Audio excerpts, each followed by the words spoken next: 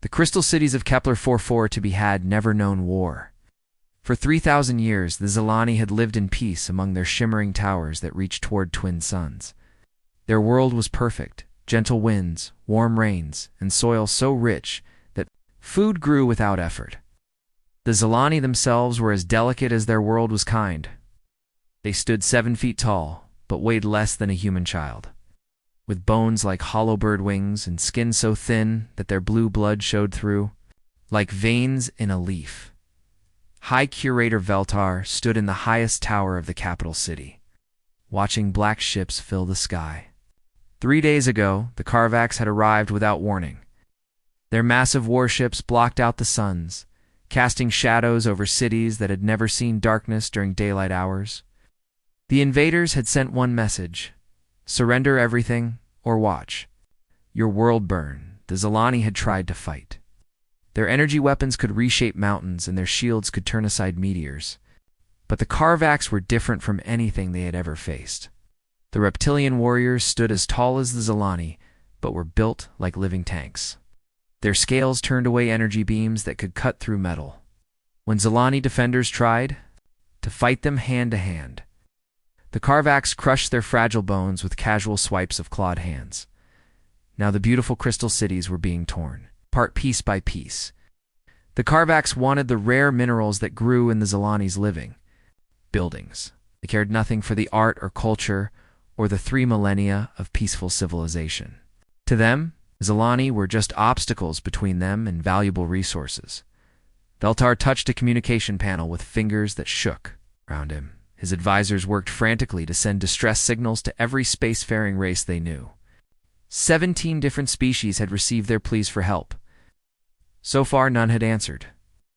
"High Curator," said his aide, a younger Zilani named Keftel. "The Altarian Republic has responded to our request." Veltar felt hope flicker in his chest. The Altarians were known as warriors among the Galactic community. Perhaps they would help where others had not. Keftel's next words crushed that hope. "They say the Karvax Empire is too strong. They wish us luck but cannot risk their own people in a war they cannot win." Similar messages had come from the other spacefaring races. The Thraxians expressed sympathy but pointed out that the Karvax had superior numbers. The Meridian Collective offered to remember the Zilani fondly after they were gone. The Vegan Commonwealth suggested that perhaps the Zilani could negotiate better surrender terms. Veltar closed his eyes. In the distance, he could hear the sound of another crystal spire falling. The Karvax were efficient. Soon there would be nothing left of his people's civilization except memories and alien databases. "Hi, Curator." Keftel's voice was uncertain. "There's one more database entry. A species called humans. But the classification data is ... unusual." Veltar looked at the information floating in the air before him. The humans came from a world called Earth, listed in the Galactic Survey as Sol 3. What made him stare was the planet's classification, Class 12 Deathworld. He had never seen such a rating. Most inhabited worlds rated Class 1 or 2, meaning they were safe and pleasant. Class 3 worlds were considered challenging. Class the 12th was beyond anything in his experience. The database entry described Earth as a nightmare of violent weather, crushing gravity, poisonous atmosphere, radiation from space, and predators so dangerous that the planet's dominant species had evolved specifically to survive constant threat. The entry noted that 97% of Earth's species had gone extinct, and the survivors were essentially living weapons designed by evolution itself. Keftel Veltar said slowly, "What does this mean that humans evolved as persistence?" "Hunters," his aide accessed more data. "It means they would chase prey across vast distances until the prey collapsed from exhaustion. The humans would just keep running. For days if necessary, they never gave up." Veltar read more. Humans had survived ice ages that would have frozen most worlds solid. They had lived through asteroid impacts that would have sterilized other planets. Their bodies were built to handle gravity twice what most spacefaring species considered normal. They had redundant organs, thick bones, and healing systems that could repair damage that would kill most other beings. But what caught his attention most was a note in the behavioral section. Despite being evolved killers from a world that tried to murder them every day, Humans had developed something called empathy. They risked their lives to save others, even strangers. Even aliens. Outside, another explosion echoed across the city. The Karvax were getting closer to the tower where the last free Zilani government was making its final stand. Veltar made a decision that would change the galaxy forever. Send a message to these humans, he told Keftel. Tell them what is happening here. Tell them we need help. But High Curator, their world is so far away. Even if they wanted to help, how could they arrive in time? I don't know, Veltar admitted. But every other civilized species has turned away from us. Perhaps it will take an uncivilized one to help us now. The message went out through quantum communication arrays, powered by the last working crystal formations in the city. It traveled across thousands of light years in minutes, carrying with it the desperate hope of a dying civilization. The message reached the human ship, used Frontier as it conducted routine surveys near the galactic rim. Captain Jake Morrison was reviewing stellar cartography data when his communications officer looked up from his console with confusion. Captain, we're receiving a transmission. It's not from Earth Command. Jake Morrison was 35 years old and had spent half his life in space. He had joined the Earth Unified Space Force when humanity first developed faster-than-light travel 5 years ago. His job was to explore, map new systems, and make contact with any alien civilizations they encountered. So far, they had found plenty of evidence of alien life, but no one to talk to, put it through. Ben, he told communications specialist Ben Carter. The voice that filled the bridge was musical and strange, translated by the ship's computer into English.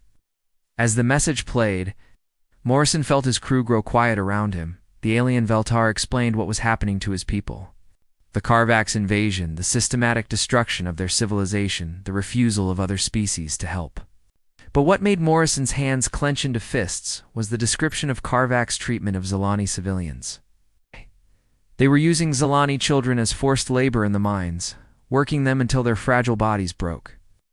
Captain, said Chief Engineer Lisa Hayes, the database information they sent about us. They know what kind of world we come from. Morrison nodded. The Zilani had done their research. They knew humans came from what the rest of the galaxy considered a hell world. They knew humans were, by galactic standards, impossibly tough and aggressive. They were asking for help from monsters, and they knew it. But they were asking anyway, because monsters were all they had left. How long to reach their system? Morrison asked his navigator. 18 days at maximum hyperspace velocity, sir. Morrison looked around his bridge. His crew of 43 men and women were all volunteers, who had signed up to explore the unknown. None of them had expected to become soldiers. But as he looked at their faces, he saw the same determination that had carried humanity. Through ice ages and asteroid impacts, and every other disaster their homeworld had thrown at them, set course for Zilani space, Morrison ordered. Maximum speed, sir, Carter said carefully. We're just one ship. The Karvax Empire has hundreds of vessels. Morrison smiled, and there was something in that smile that would have made a Karvax warrior step backward. Ben, they asked for help from Deathworlders. I think it's time they learned why Earth is classified the way it is. The UES Frontier changed course and jumped to hyperspace, carrying with it the hope of a species that had nowhere else to turn.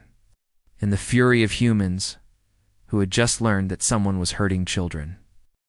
The UES Frontier cut through hyperspace like a knife through water, its engines pushing the ship faster than any human vessel had ever traveled.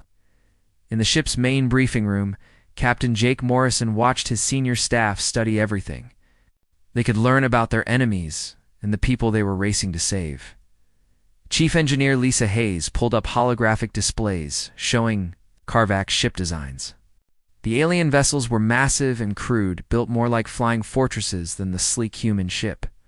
Their technology is about 50 years behind ours, she said, but they make up for it with size and numbers. A single Karvax dreadnought masses 3 times what our ship does. Security Officer Danny Rivera studied the data with the eye of a professional soldier. 28, he had served in Earth's military before joining the Space Force. His job was to protect the ship and crew, but now he was planning how to fight an entire alien empire.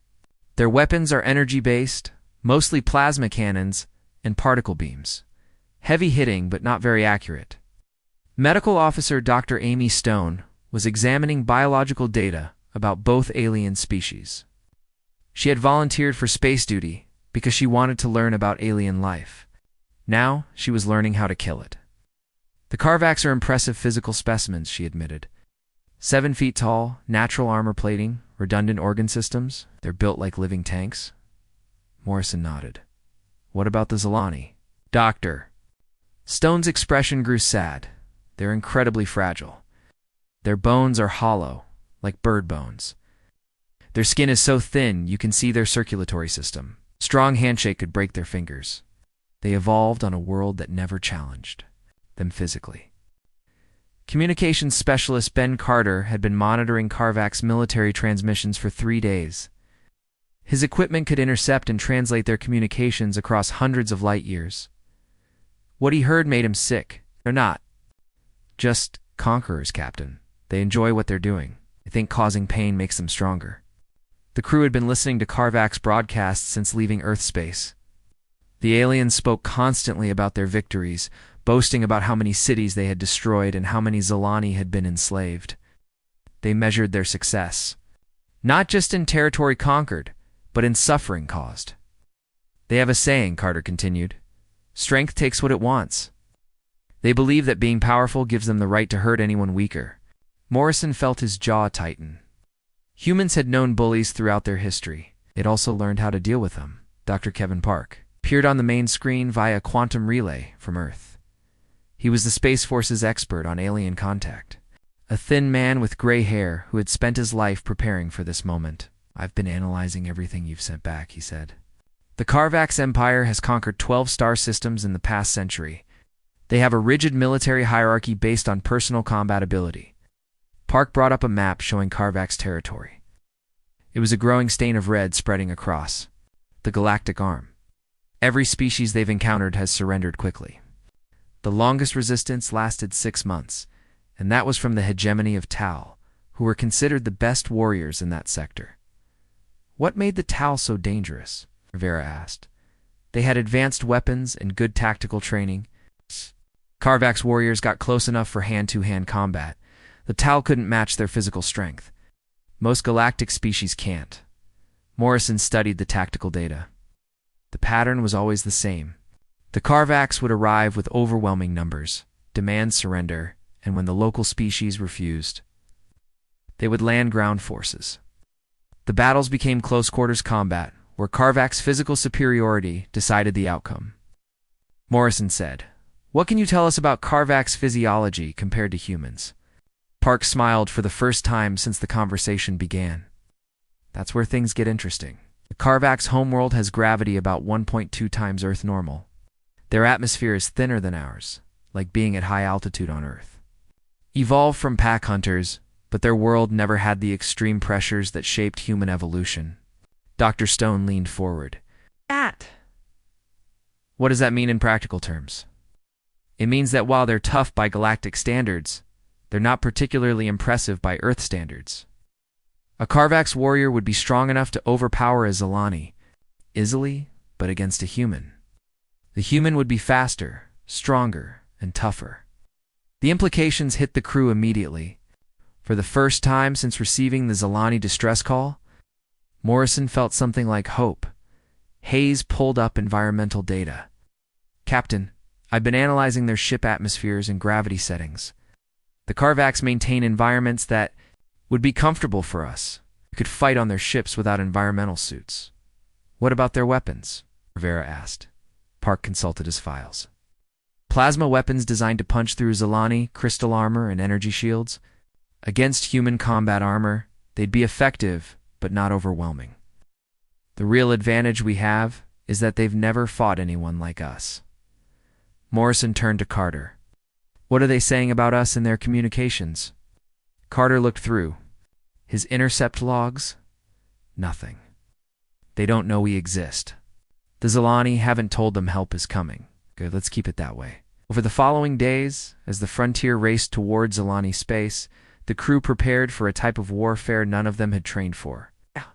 They studied Karvak's ship layouts, learned alien weapon signatures, planned boarding actions against opponents who outweighed them by 100 pounds. Dr. Stone worked with the ship's fabrication systems to modify human weapons and armor for the alien environment they would face. The good news is that Karvak's body armor is designed to stop energy weapons, not projectile weapons. Our rail rifles should punch right through it. Rivera trained his security teams in close-quarters combat techniques adapted for fighting larger opponents. Remember, they're used to enemies who break when hit hard. We don't break. That's going to surprise them. Hayes modified the ship's systems for combat operations. The frontier had been built for exploration, not war, but human engineering was adaptable. I can boost our shields and weapons, but we're still going to be outgunned in a straight fight. Morrison made the decision that would define their strategy. Then we don't fight straight. We use what makes us different. As they approached Zilani's space, Carter began intercepting local communications. The news was worse than they had feared. 3 Zilani worlds were under occupation. Millions of aliens were dead or enslaved. The crystal cities were being systematically dismantled, but buried in the tactical chatter, Morrison found something useful. The Karvaks were overconfident. They had deployed their forces in a standard occupation pattern, with supply lines stretching across the system. They weren't expecting resistance. Admiral Crestar is running the operation, Carter reported. He's considered their greatest military leader, never lost a campaign. Morrison studied the Karvaks' command structure. Like most successful predators, they were hierarchical and territorial. Take down the leader, and the rest might fold. Dr. Stone had been monitoring Zilani broadcasts on emergency frequencies.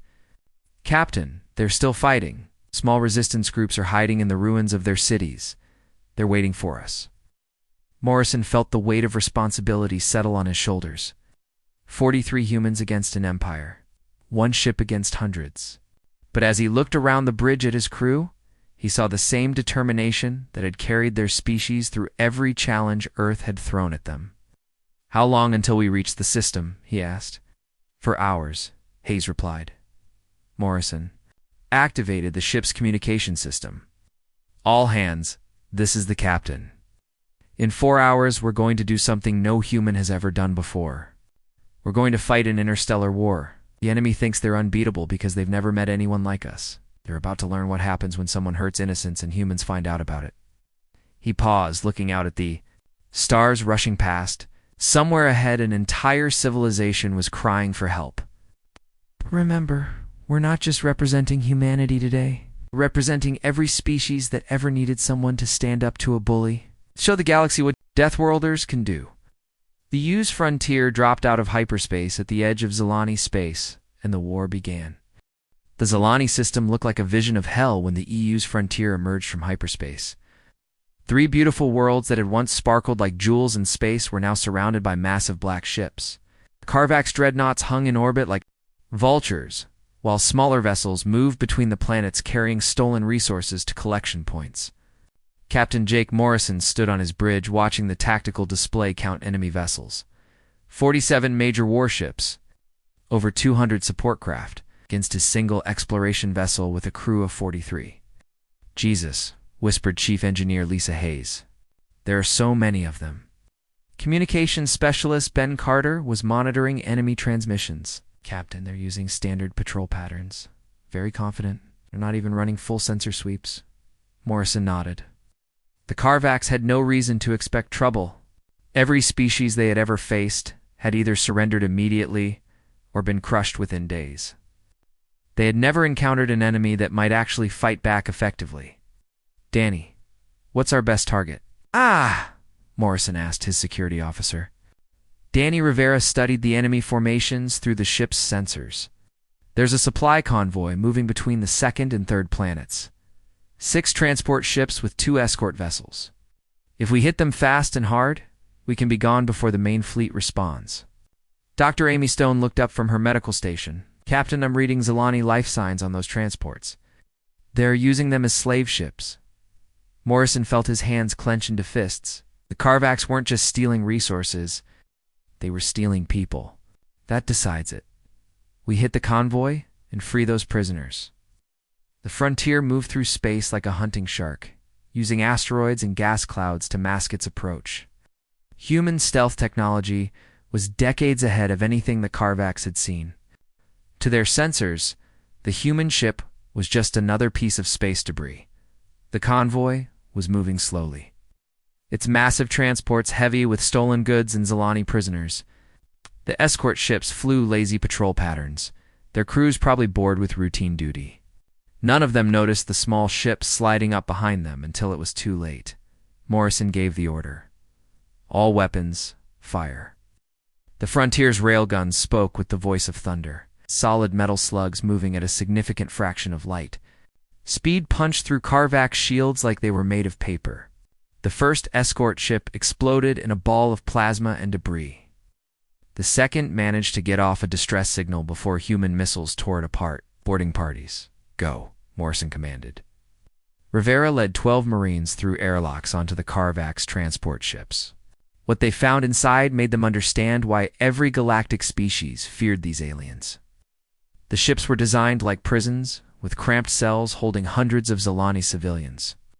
The delicate aliens huddled together in terror, their translucent skin showing the blue traces of malnutrition. But the Carvax crew was even more revealing.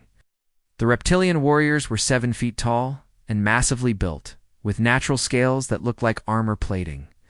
Their claws could tear through metal, and their jaws were filled with teeth like daggers. They moved through their ships with the confidence of apex predators who had never known defeat. The first Carvax warrior Rivera encountered was guarding a corridor leading to the prisoner holds. The alien was almost twice Rivera's weight and carried a plasma rifle that could punch holes through battleship armor.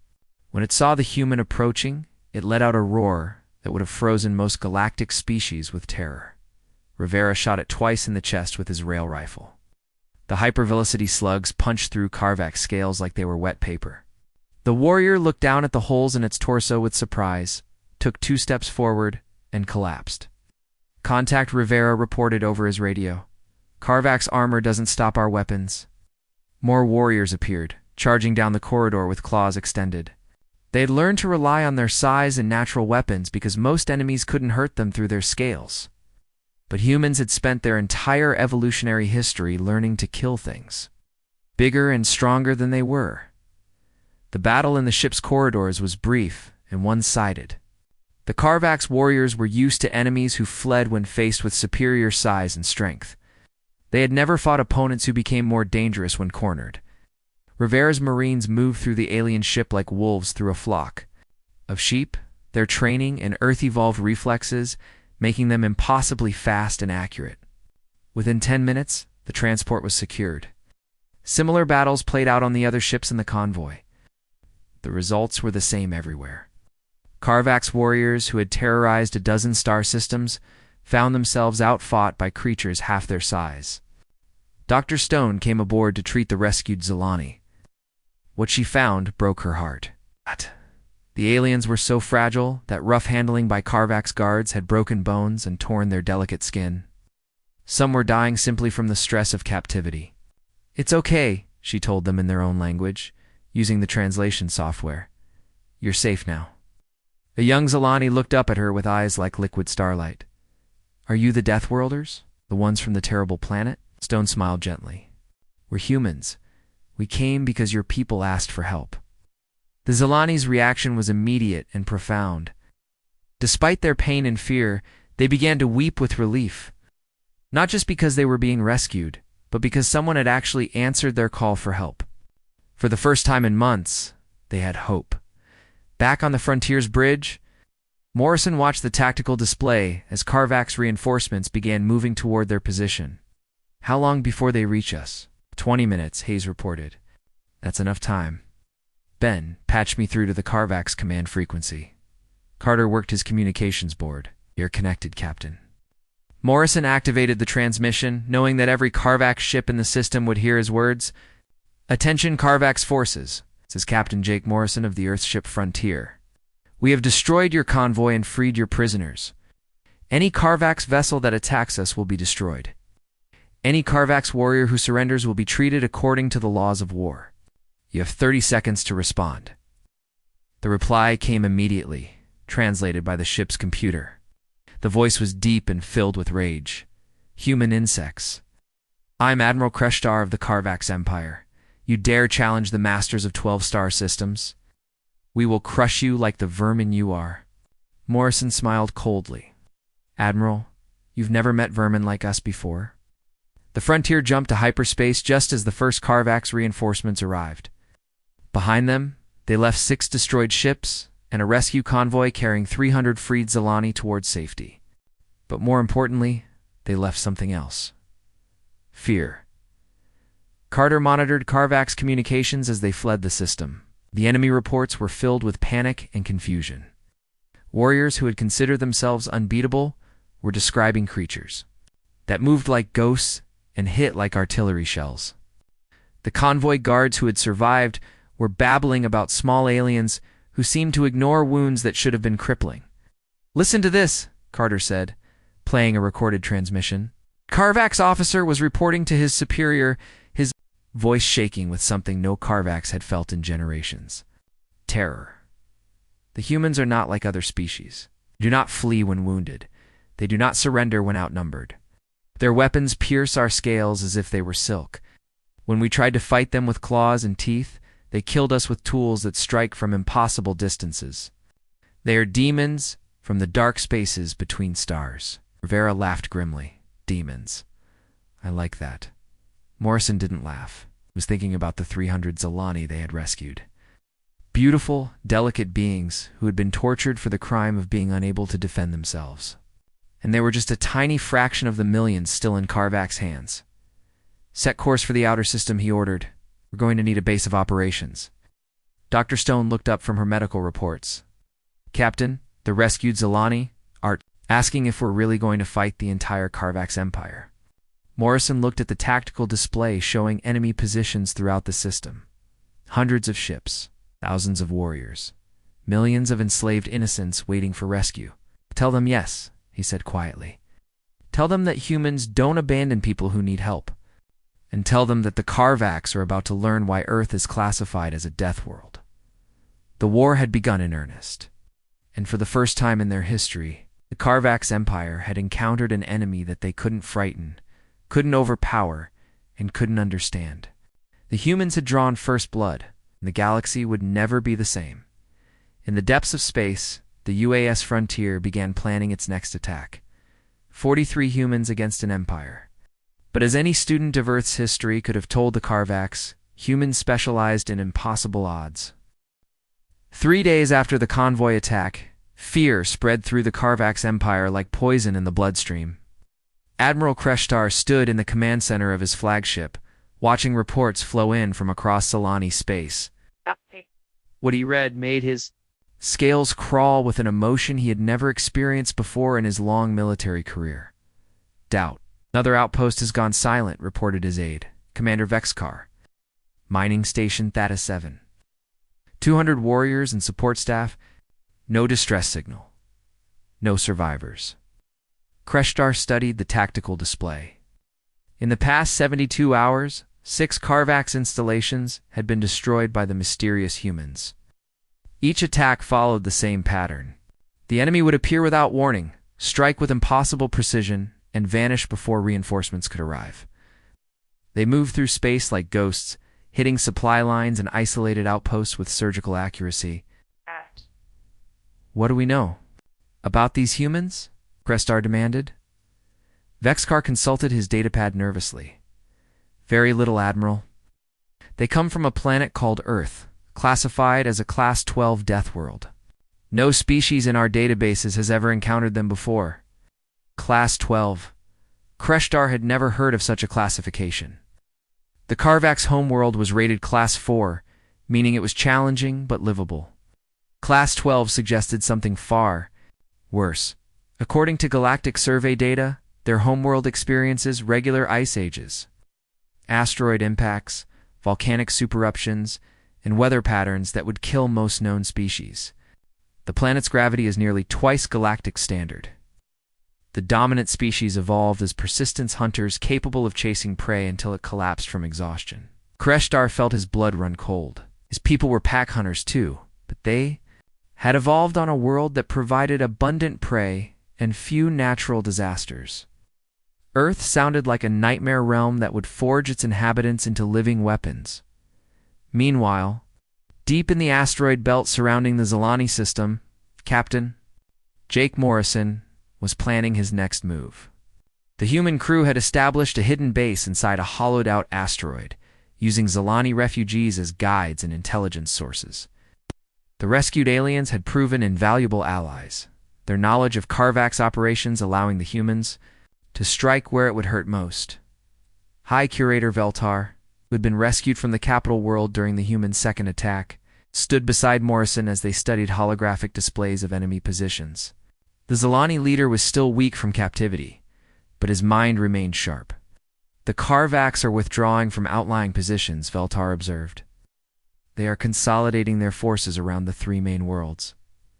Morrison nodded. They're scared good? Scared enemies make mistakes? Chief Engineer Lisa Hayes looked up from her workstation. Captain, I've been analyzing the Zilani energy technology. With some modifications, we can integrate their weapons with our systems. The result would be devastating against Carvax shields. How devastating?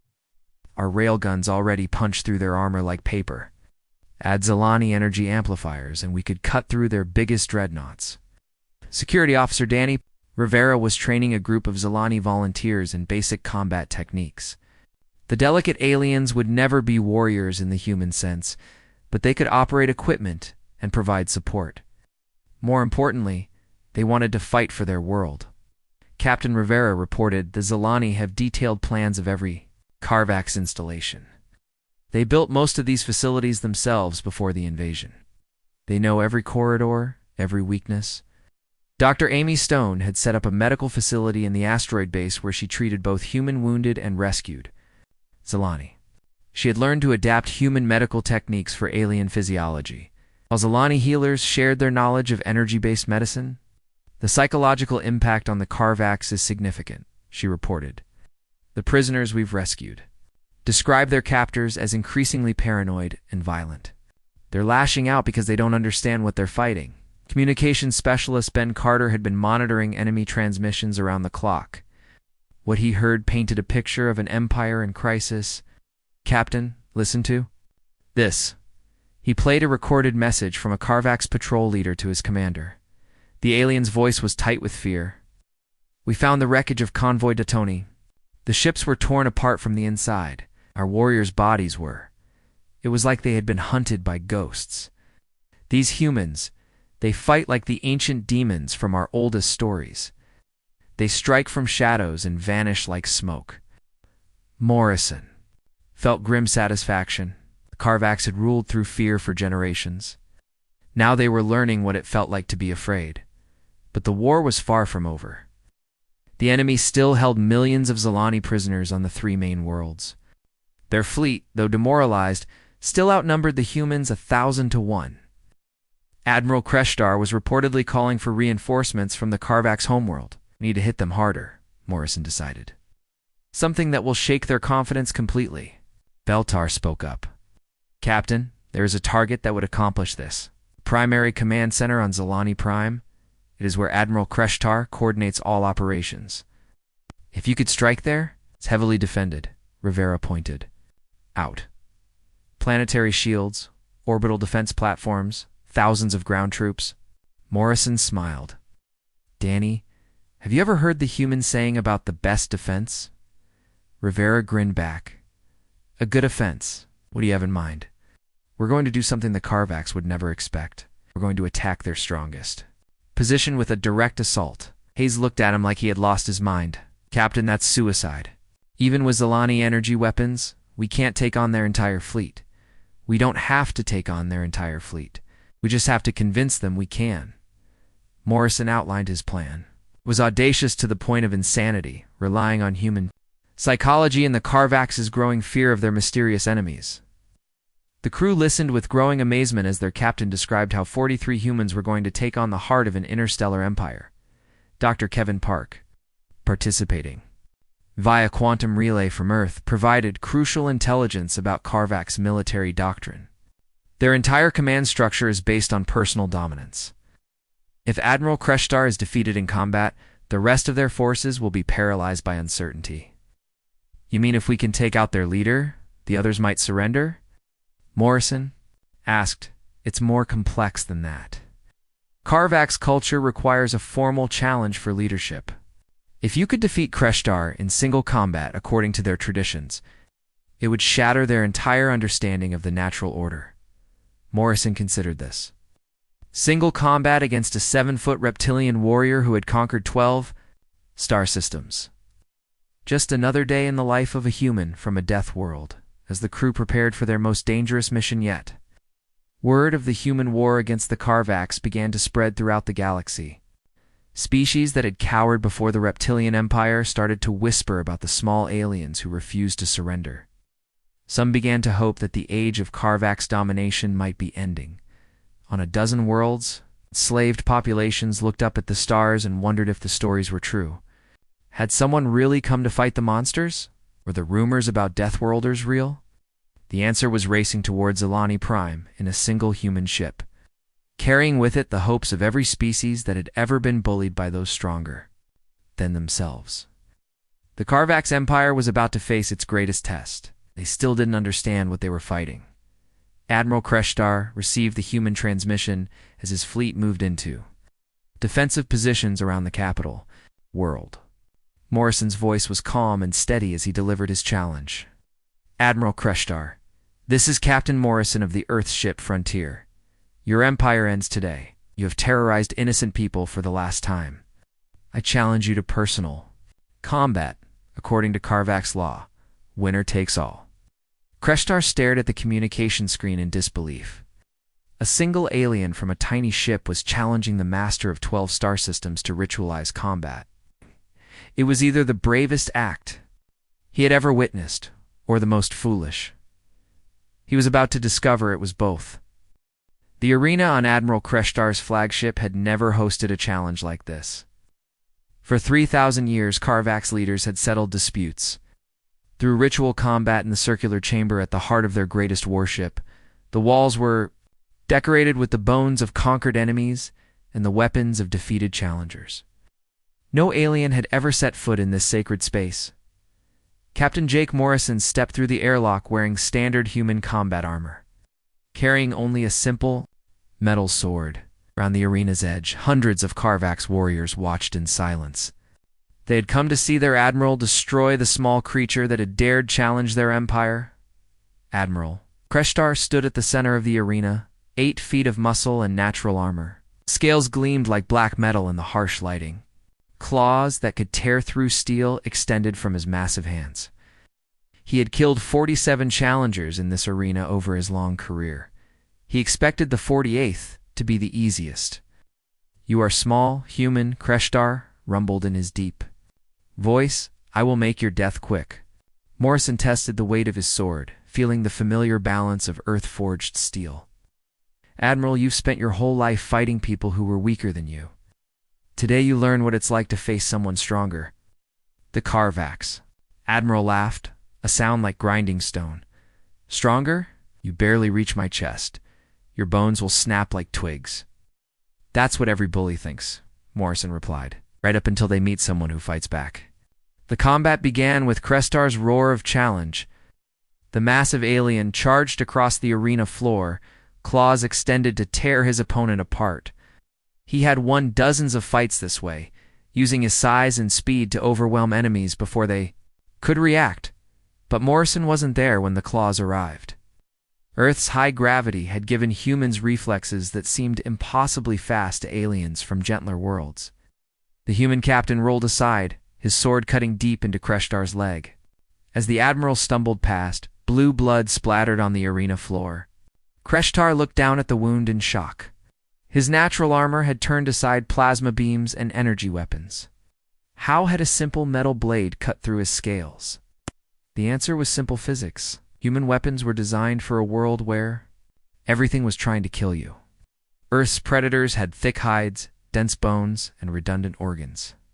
Human tools had evolved to be efficient killers, because anything less meant extinction. Kreshtar attacked again, more carefully this time.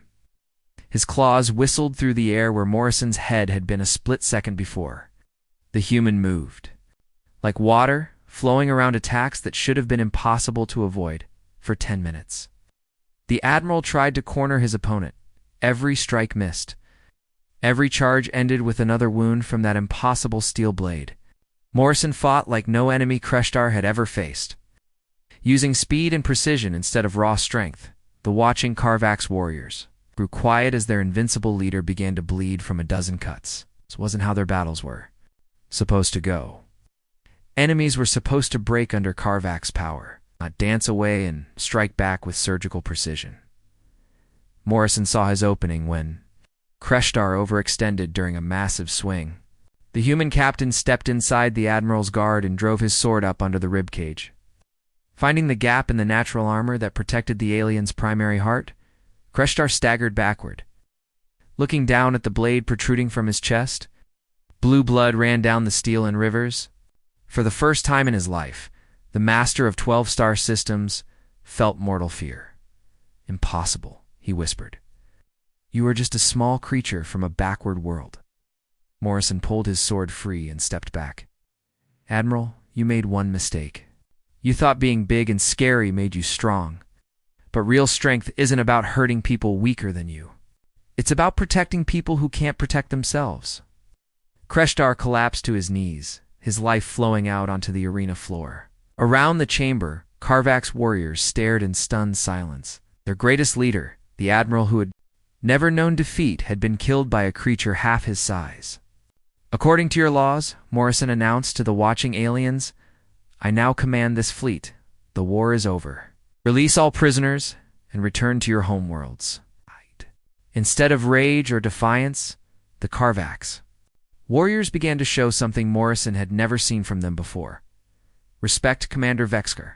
Kreshtar's second in command stepped forward and bowed his reptilian head.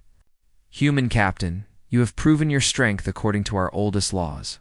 We will obey." Morrison felt surprise wash over him. He had expected to fight his way off the ship, not to receive surrender from proud warriors.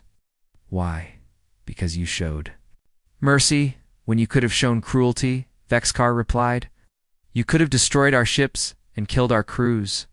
Instead, you challenged our leader to honorable combat. You fought with courage instead of hiding behind superior weapons. This is what true strength looks like." The word spread through the Karvak's fleet within hours. Their admiral was dead, defeated in fair combat by a human warrior. But instead of humiliation, many of the aliens felt something like relief.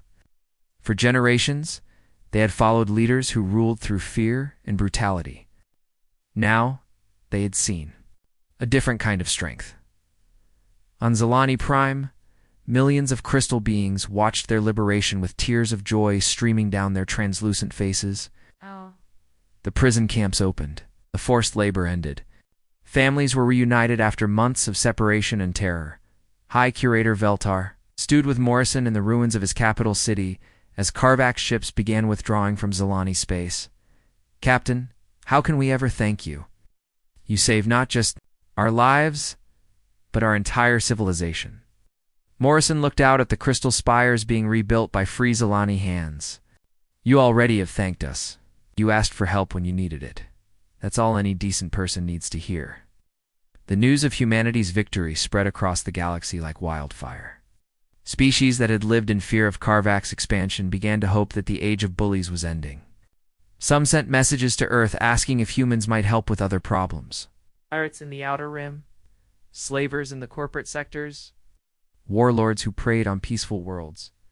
Dr. Amy Stone established the first interspecies medical exchange, working with Zilani healers to develop new treatments that combined human knowledge with alien techniques. Chief Engineer Lisa Hayes collaborated with Zilani scientists to create hybrid technologies that neither species could have developed alone. Communications specialist Ben Carter helped establish translation protocols that would make future first contact situations safer and more productive. Security Officer Danny Rivera trained mixed human-alien security forces to protect trade routes in peaceful worlds.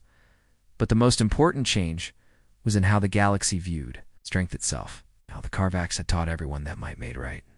that the strong could take whatever they wanted from the weak. Humanity had shown a different way. Commander Vexkar, now leading the reformed Karvax military, sent a message to Earth that would be remembered for generations. We thank the humans for teaching us that true strength protects the innocent instead of preying on them. We pledge to use our power to guard the weak instead of enslaving them. 6 months after the battle in the arena, Captain Morrison stood on the bridge of the UES frontier as it prepared to return to Earth. Around them, a fleet of ships from dozen species escorted them through space. The Zilani had gifted humanity with crystal energy technology. The reformed Karvax provided military protection for peaceful worlds. Other species contributed art, science, and friendship. High Curator Veltar's final message to Morrison summed up what humanity had given the galaxy. Captain, before you came, we believed that the universe was a dark place where the strong devoured the weak. You showed us that there can be light in the darkness. Thank you for teaching us that heroes are real. As the frontier jumped to hyperspace, carrying news of humanity's first interstellar war back to Earth, Morrison reflected on what they had accomplished. 43 humans had faced an empire and won, not through superior firepower, but through superior character. The galaxy was vast, and there would be other bullies, other threats to innocent people. But now there were also guardians. Humans had taken their place among the stars, and they had brought with them the most dangerous weapon of all, hope.